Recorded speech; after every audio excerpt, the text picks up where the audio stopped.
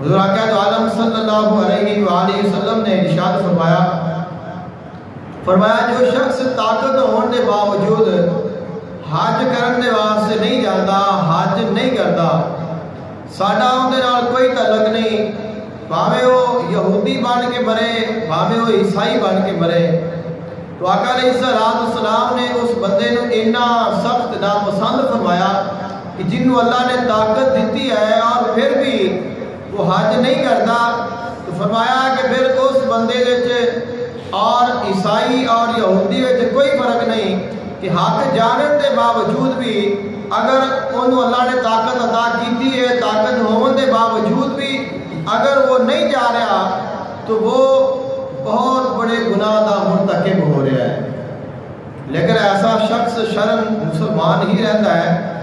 आका अलैहिस्सलाम ने सिर्फ इजहार नापसंदीदगी के वास्ते फरमाया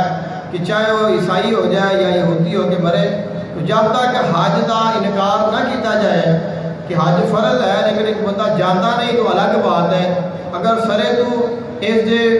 फरीजे का इनकार किया जाए तो फिर इंसान दायरा इस्लाम को खारिज हो जाता है। वगरना आका अलैहिस्सलाम ने फरमाया कि तेरे उत्ते हज फर्ज हो गया, लिहाजा तेरे वास्ते ज़रूरी है कि जो ही